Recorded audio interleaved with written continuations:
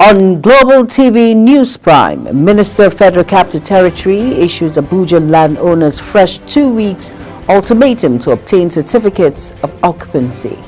In Business Presidential Tax Committee Chairman says reforms will eliminate VAT on essential goods, boost economy. On the foreign scene, officials says U.S. immigration authorities removed over 270,000 people last financial year. And in sports, Manchester City to face Aston Villa away from home. Hello and welcome to all our viewers in Nigeria and around the world to News Prime on Global Television. Coming to you live from the nation's capital, Abuja, I am Jumai Manson. Now, a quick reminder that Global Television is on DSTV channel 365 and free to air on Nicomsat. Now the news in full. The Minister of the Federal Capital Territory, Nyesom Wike, has given owners of the 762 plots of land in Maitama 2 District, Custodial Zone A10 Abuja, a fresh 2 weeks ultimatum to pay for their certificates of occupancy CFO or risk final revocation of their allocations. The Territory's administration had, in a publication, revoked the land titles belonging to a former Chief of Justice of Nigeria, Walter Onoge, and the Speaker of the House of Representatives, Tajuddin Abbas. The Secretary to the Government of the Federation, George Akume, and others for failing to pay or settle their balances for their CFOs. However, a statement by the Minister's Senior Special Assistant of Public Communications and New Media, Larry Olayinka, said Wike reiterated that the primary interest was not to revoke the land, but to ensure the owners make necessary payments to the government. The National Drug Law Enforcement Agency has organized advanced training programs for its officers in advanced passenger information system and passenger targeting intelligence gathering. The training aimed to strengthen the agency's ability to target and intercept high-risk passengers, cargo, and mail combating illicit drug trafficking. It also sought to improve international collaboration between countries of origin, transit, and destination to dismantle cross-border criminal networks. In a statement by the agency spokesperson, Femi Babafemi, said the training, which was facilitated by the United Nations Office on Drugs and Crime, was held recently in Cote d'Ivoire and Abuja. The Public Relations Officer of the Nigerian Police Force, Olumuyiwa Adejobi, has described the act of raining direct curses on individuals online as a criminal offense punishable under the law. Adejobi stated that such an act is a cyberbullying which goes beyond the freedom of expression or criticism, just as he emphasized that such behavior constitutes cyberbullying is a punishable offense. In a post on X.com, Adejobi stated that the act of targeting someone with harsh and abusive language online goes beyond the realm of freedom of expression or criticism. The Federal Capital Territory High Court in Maitama, Abuja, has granted a 500 million naira bail to the immediate past governor of Kogi State, Yahaya Bello, who is being tried for alleged 10.4 billion naira fraud. The judge ordered the ex-governor to deposit his passport, ruling that he cannot travel out of the country except with the permission of the court. Bello, alongside Shaibu Oricha and Abdusalam Hudu, is facing 16 counts bordering on conspiracy, criminal breach of trust, and possession of unlawfully obtained property. They were arraigned before the Economic and Financial Crimes Commission on November 27th, but pleaded not guilty to the charges. Still on judicial matters, human rights lawyer Dele Farotimi has been granted 30 million naira bail by the magistrate court in Ekiti State. Farotimi's bail comes after the magistrate Abayomi Adeosun had, at the last sitting, reserved a ruling to December 20th on a bail application and ordered that the activist be remanded in prison. During the court proceedings, Farotimi pleaded not guilty to the 14-count charge preferred against him by the police. At the hearing of the bail application, Magistrate Abayomi Adeosun ruled in favor of Farotimi's bail request, stipulating that the bail conditions included 2 responsible sureties and required Farotimi to surrender his international passport to the court. Additionally, he was instructed not to grant media interviews while the case was ongoing. Let's quickly go on a very quick break. News Prime continues shortly. Stay tuned.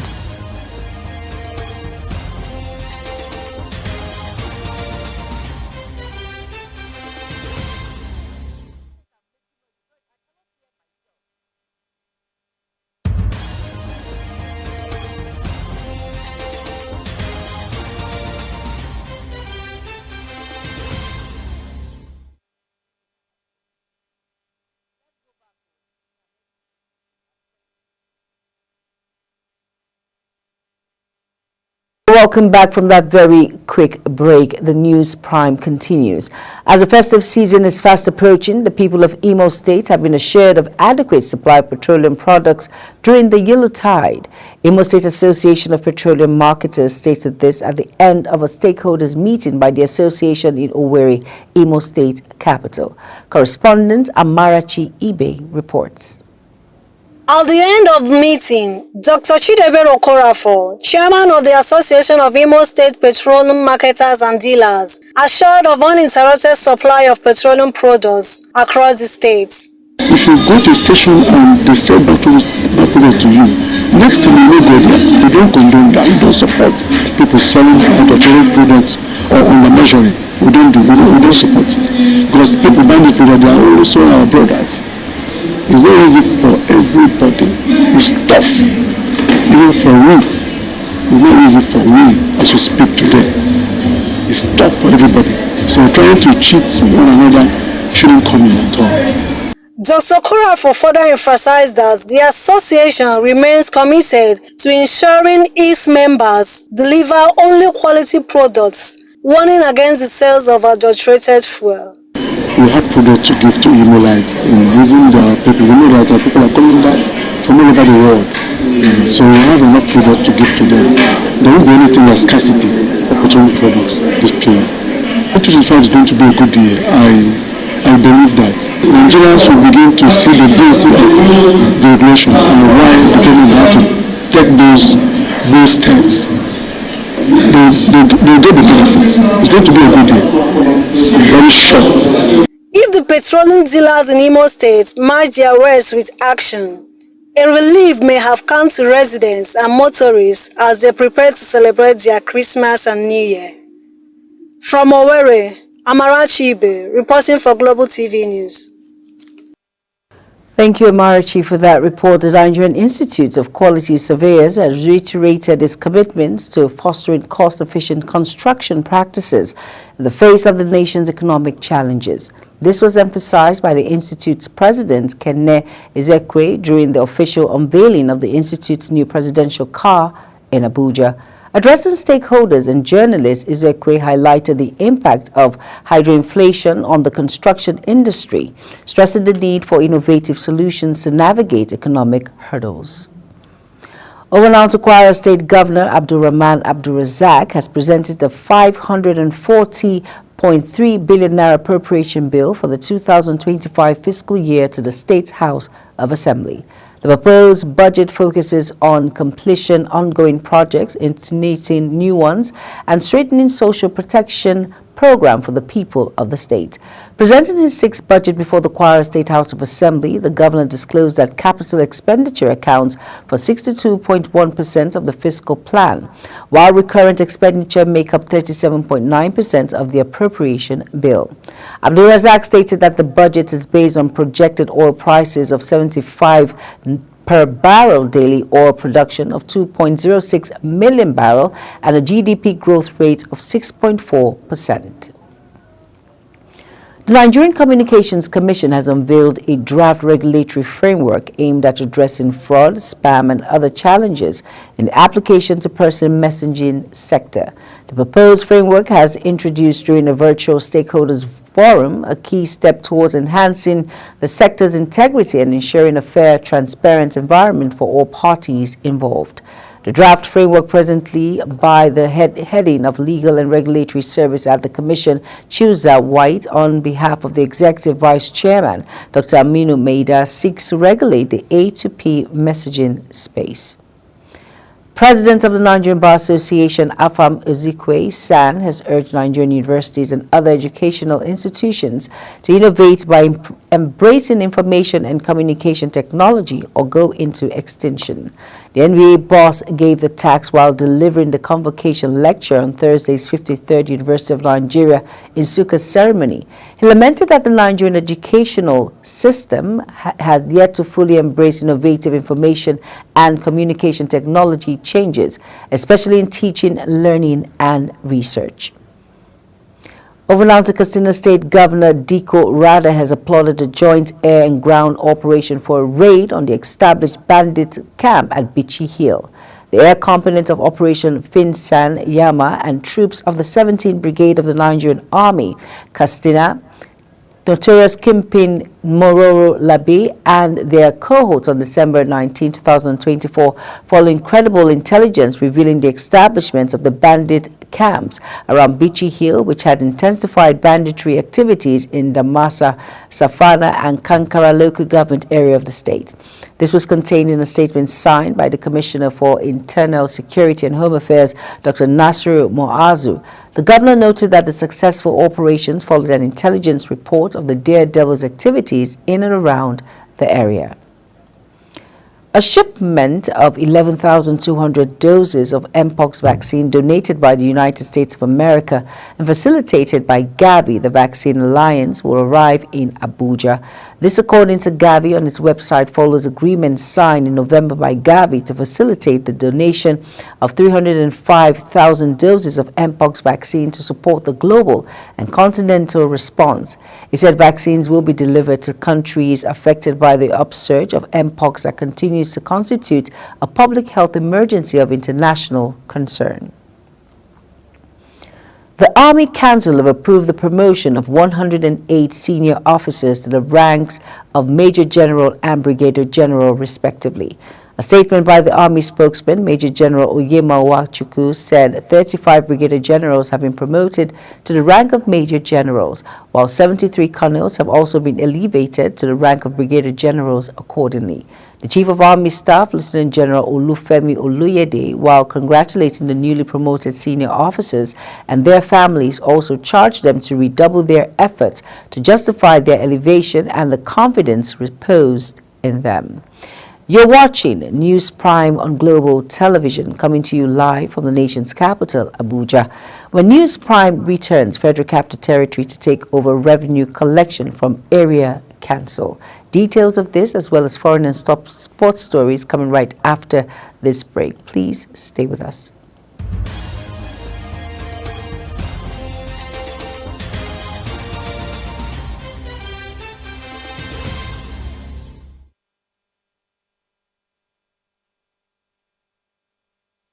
Welcome back, and if you're just tuning in, this is Global Television and it is News Prime.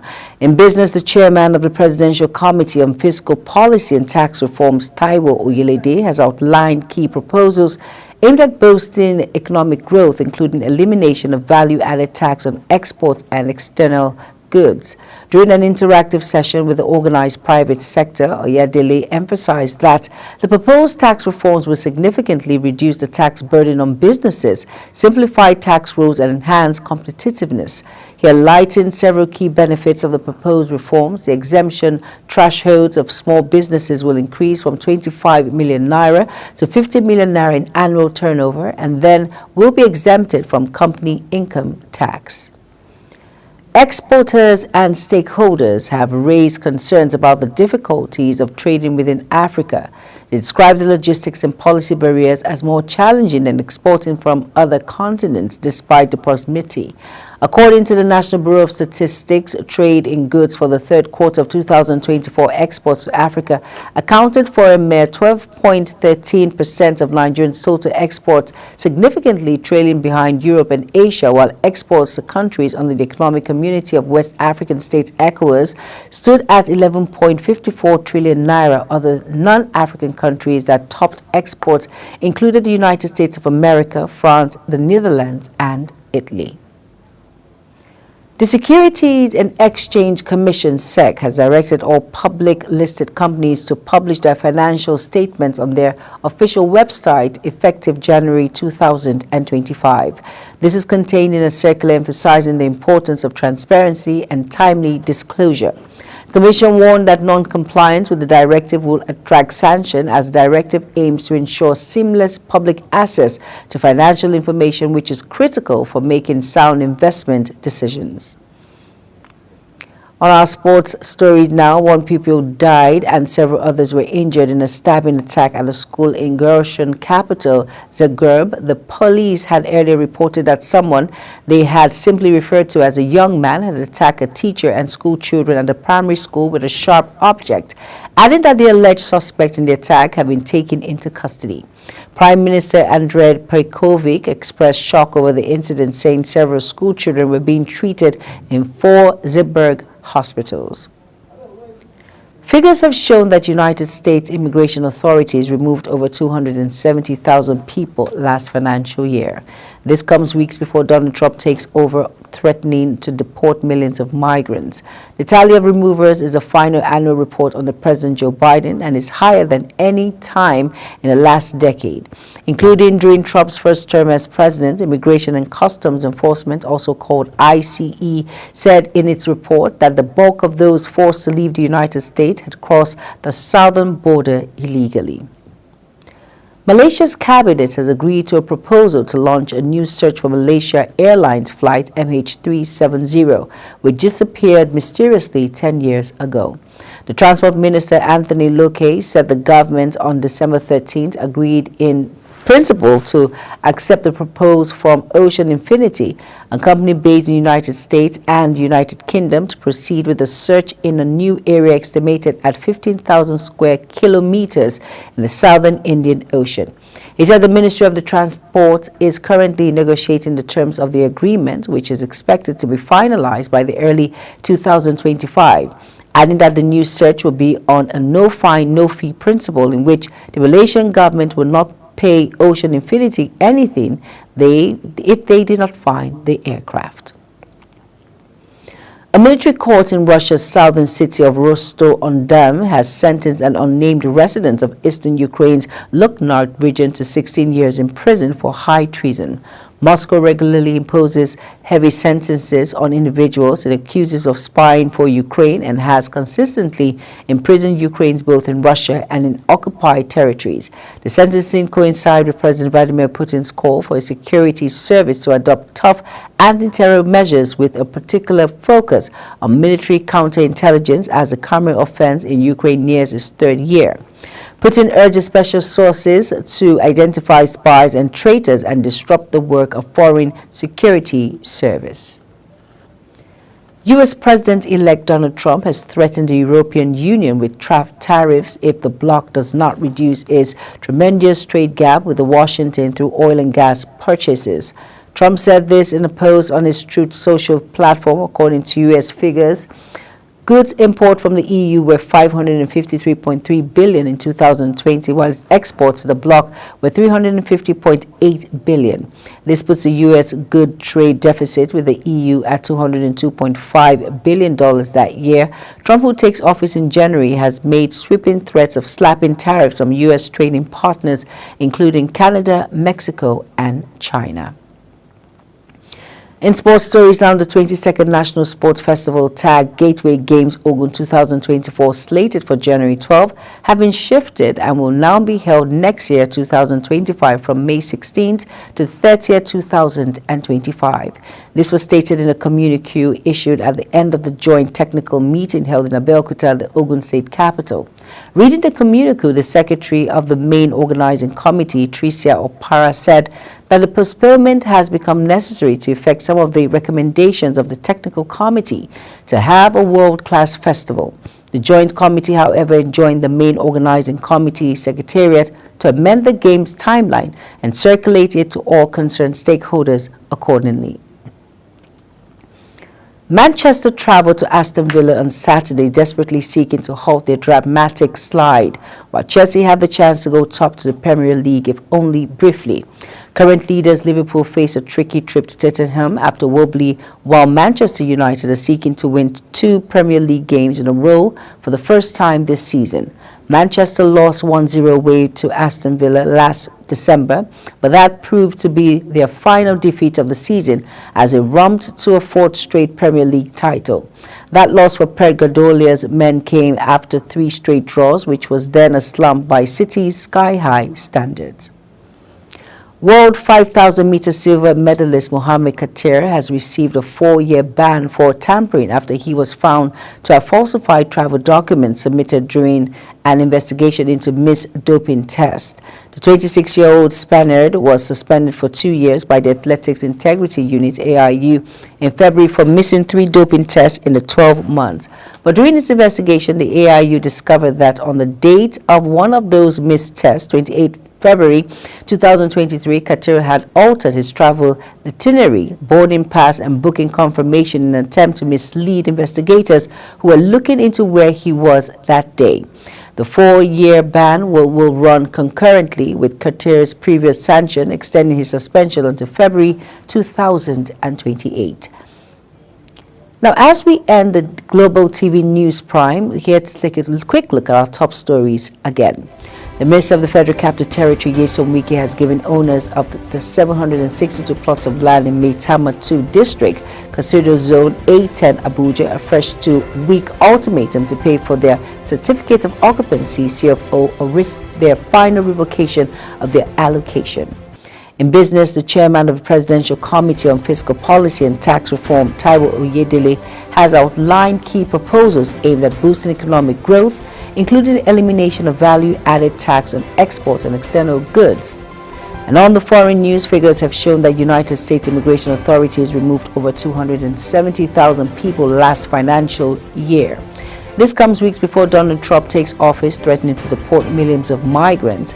And finally, on sports, Manchester City traveled to Aston Villa on Saturday, desperately seeking to halt their dramatic slide, while Chelsea had the chance to go top of the Premier League, if only briefly. That's it on News Prime, and it came to you live from the nation's capital, Abuja. Now, a quick reminder that Global TV is on DSTV channel 365, on Star Times channel 276, and free to air on Nicomsat. Kindly follow us across all social media platforms now showing on your screen by using at Global TV NG. I am Jumai Manson. Thank you for watching.